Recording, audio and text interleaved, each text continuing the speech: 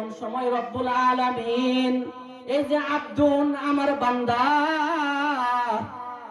বান্দা বলে যে ভালোবাসা প্রকাশ করেছেন, এমন সময় আল্লাহ তাআলা ফেরেশতাদেরকে ডাক দিয়ে বলবেন, আল্লাহর নবীর পবিত্র ঘোষণা, আল্লাহ তাআলা ফেরেশতাদেরকে ডাক দিয়ে বলবেন, রে আমার ফেরেশতারা, উখরিজু মিনান নার,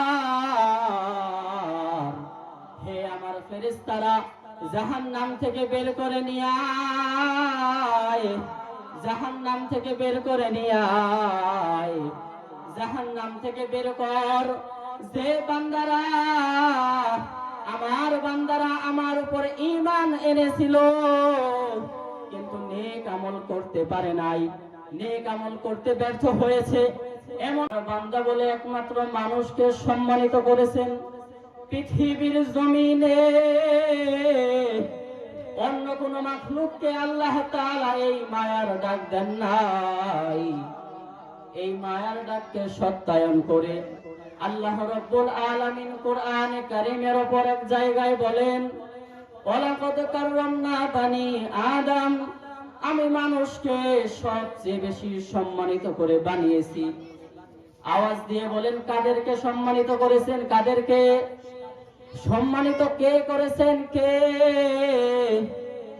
একমাত্র আল্লাহ মানুষদেরকে, তার বান্দাদেরকে নিজের বান্দা বলে স্বীকৃতি দিলেন। আল্লাহ রাব্বুল আলামিন কোরআনে কারীমের মধ্যে বিভিন্ন জায়গায় তার নবীদেরকে কখনো কখনো বান্দা বলে ডাক দেন, বান্দা বলে নিজের হাবিবের কথা উল্লেখ করেন। বুঝানোর জন্য একটি সংক্ষিপ্ত আকারে ঘটনা বলতেছি আরবি দিক থেকে। এইটা কিন্তু রজব মাস চলতেছে। এই রজব মাসে কোন এক তারিখে আল্লাহর নবী পৃথিবী ছেড়ে আল্লাহর বাড়িতে আরশে আজিমে পাড়ি জমিয়েছিলেন, আরশে আজিমের মধ্যে ভ্রমণ করেছিলেন। আল্লাহ তাআলা নিজের হাবিবের ঘটনা কোরআনে কারীমের মধ্যে এভাবে এনেছেন, সুবহানাল্লাযী আসরা বিআবদিহি,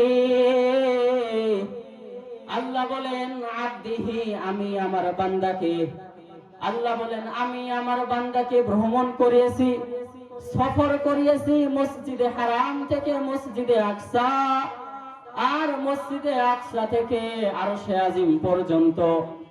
আব্দুন শব্দ আল্লাহ ব্যবহার করলেন আখিরি জামানার পয়গম্বর নবী মুহাম্মদুর রাসূলুল্লাহ সাল্লাল্লাহু আলাইহি ওয়াসাল্লাম।